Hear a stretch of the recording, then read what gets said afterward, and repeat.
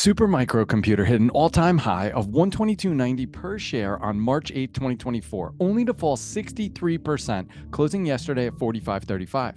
This company was one of the few stocks to outperform Nvidia for a period of time in 2024, but a recent delay in results, a major short seller, and a whistleblower have put the company on the ropes. Is Supermicro going to continue its slide, or is it an AI rocket ready for launch? Let's dive in and find out. All right, 3 points that we're going to cover in this video. Background/business model. Based in Silicon Valley, Supermicro provides high-performance, high-efficiency server and storage systems for a variety of markets, including enterprise data centers, cloud computing, artificial intelligence, 5G, and edge computing. Company updates. They delayed their 10K filing, a whistleblower has showed up discussing accounting irregularities, and a hedge fund has announced a large short sale position, which means they're betting against the company. We have to cover all of this. Part 3, buy or sell. What does this all mean for the company and its stock? I will give you my take on what I am doing with Supermicro Computer stock, and I can't wait to tell you all about it. If you're enjoying this, please smash that like button. All right, part 1, background/business model. Imagine a company that started with a bold mission in Silicon Valley, quietly building the backbone of modern technology while staying under the radar. You may not have heard of Supermicro Computer, but I can guarantee you've used the technology that they've touched. So founded in 1993 by Charles Liang,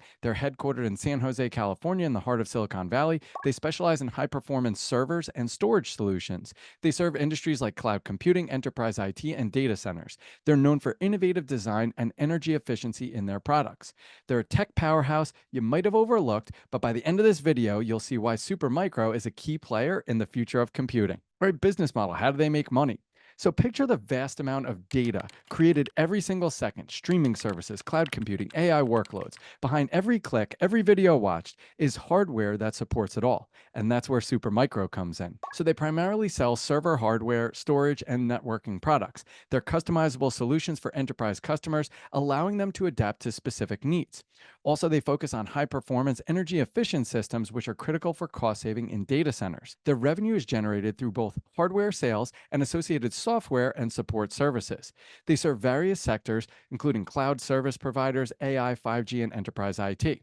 But here's the twist. While their hardware is impressive, it's the growing need for AI and data that could propel their business model to the next level. All right, part 2, company updates. So at the end of August, a major hedge fund announced a large short position betting against the company stock due to accounting irregularities. The next day, the company said the report was complete hogwash and they were delaying the filing of their financial results. But don't worry. 2 weeks ago, a bombshell was dropped with the announcement of a whistleblower and a Department of Justice investigation. So imagine being at the center of a company's meteoric rise in the AI boom, only to discover troubling secrets about how the numbers were really being made. This is the story of one whistleblower's claims that have now sparked a DOJ investigation into Supermicro Computer. A former employee, Bob Luong, filed a whistleblower lawsuit in April 2023 accusing Supermicro of serious accounting violations. He claims the company improperly booked revenue on incomplete sales from 2020 to 2022. Luong alleges that Supermicro would sometimes ship and bill customers for equipment that wasn't even ready for sale, inflating its financial performance. So what's even more shocking, the company allegedly fired Luong after he came forward, but that's just the beginning. So the U.S. Department of Justice is now investigating Supermicro, and while the probe is in its early stages, a San Francisco prosecutor is gathering information linked to Luong's allegations. If you step back to the end of August, we saw the Hindenburg report coming out saying that there were misleading accounting practices. Then the next day, the stock plummeted after the company delayed its full-year financials, saying they needed more time. Now you fast forward just under a month later, now we're seeing this report from the Wall Street Journal about a Justice Department probe. Now, this investigation was triggered by a critical report from Hindenburg Research, a short-selling firm that publicly placed bets against Supermicro. Love the name, by the way, Hindenburg. All the humanity and all the tragedy. So what's the deal with Hindenburg Research short report? So they published a scathing report on August 27th, which supported Luong's claims of improper accounting practices. Supermicro stock tumbling after short seller Hindenburg came out with a scathing report alleging accounting flags. In a 3-month investigation that they conducted, Hindenburg claims they found evidence of the company rehiring executives who were involved in Supermicro's 2018 accounting scandal that led to its NASDAQ delisting. The report also highlighted shady transactions between Supermicro and companies run by CEO Charles Liang's family members. Little odd. The report came just as Supermicro's stock, which had surged 14-fold due to the AI boom, had already tumbled almost 60% from its peak. Could Supermicro's rapid rise have been built on shaky foundations? Now, just so you understand, this isn't the first time something like this has happened. There was a previous SEC settlement. So Supermicro already has a history of accounting issues. In 2020, it paid $17.5 million to settle with the SEC for widespread accounting violations, though it neither admitted nor denied the charges.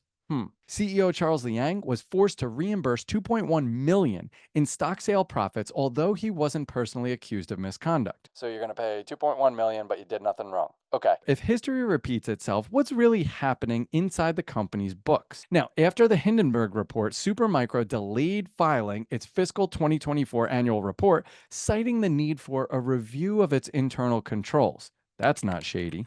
They've yet to file the report, fueling more uncertainty. Almost 50 days beyond the deadline is where we currently stand. So what the heck is going on here? Now, CEO Charles Liang responded in a September 3rd letter calling the short sellers report inaccurate and denying the need for significant changes to the company's financial results. Yet, we still haven't seen them. But with the DOJ now probing deeper and the Wang's lawsuit heading to court, could there be more to this story than Supermicro wants us to know? Now, while we all know the classic accounting blowups of Enron and WorldCom nearly 20 years ago, most of us think that's a thing of the past, and positive changes have been made to protect us. This is all overblown. Well, I have 3 recent examples that might make you think otherwise. Wirecard in 2020. So Wirecard was a German payments company that collapsed after it was revealed that 1.9 billion euros was missing from its accounts. The company's auditors, Ernst & Young, refused to sign off on its financial statements after uncovering accounting irregularities. Wirecard had fabricated assets, revenues, and profits for years. So what was the end result? Wirecard filed for insolvency in June 2020, marking one of the biggest corporate collapses in Germany. Several executives, including CEO Markus Braun, were arrested, investors lost billions, and the scandal raised questions about the oversight by regulators and auditors. Number 2, Luckin Coffee in 2020. So Luckin Coffee, a Chinese coffee chain that was seen as a major competitor to Starbucks, was found to have fabricated much of its sales data. An internal investigation revealed that the company inflated its 2019 sales by approximately $310 million. This isn't chump change.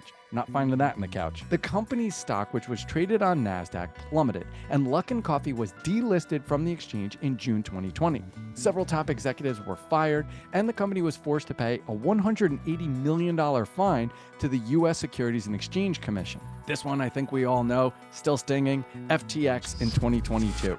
So FTX was one of the largest cryptocurrency exchanges. It collapsed in late 2022 after it was revealed the company engaged in serious financial mismanagement and accounting irregularities. FTX was using customer funds to prop up its sister company, Alameda Research, which had made large risky bets that eventually led to a liquidity crisis. The company lacked proper internal controls and misrepresented its financial health to customers and investors. So what ended up happening? FTX filed for bankruptcy in November of 2022 after a sudden run on the exchange left it unable to meet withdrawal demands. Billions of dollars in customer funds were missing, and the company's CEO, Sam Bankman-Fried, was arrested and charged with multiple counts of fraud. The collapse of FTX sent shockwaves throughout the cryptocurrency industry, leading to increased regulatory scrutiny and significant losses for investors, both institutional and retail. So what does this all mean? What is the takeaway? Buy or sell? Warren Buffett and Charlie Munger are known for their 3 investment piles.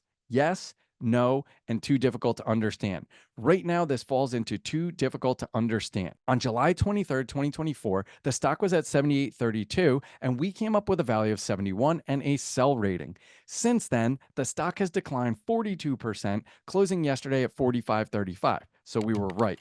So some of the major takeaways that we need to really focus on and understand. Accounting red flags. So the allegations of improper revenue recognition and past accounting violations signal deeper financial mismanagement, which could lead to restatements, fines, or worse, potential fraud. We have a DOJ investigation. The fact that the Department of Justice is now probing the company completely raises the stakes. Legal troubles, especially early stage investigations, could spiral into long-term issues negatively impacting the stock price. Hedge fund short interest interest. So Hindenburg Research has bet against the stock. There's other short sellers as well. They're claiming the company's numbers and operations are unsustainable. These firms often uncover damaging information that leads to massive stock declines, and we would have to be betting against that if we were going to go long the stock. Reputation and trust issues. So the company's past settlement with the SEC for accounting violations, geez Louise, an ongoing whistleblower lawsuit erode investor confidence. A lack of transparency just makes the stock a very risky investment. Also, a major red flag here,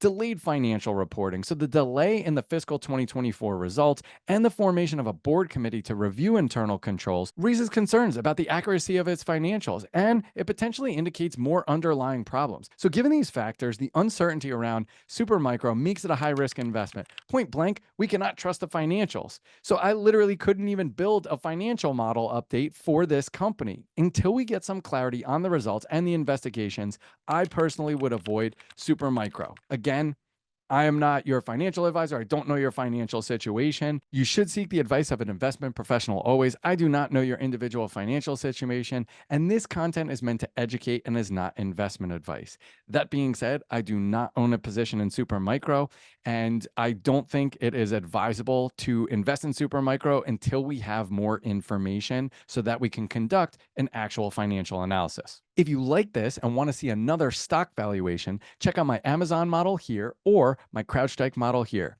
And if you found this valuable, please share this with someone who you think would enjoy this. As always, be relentless.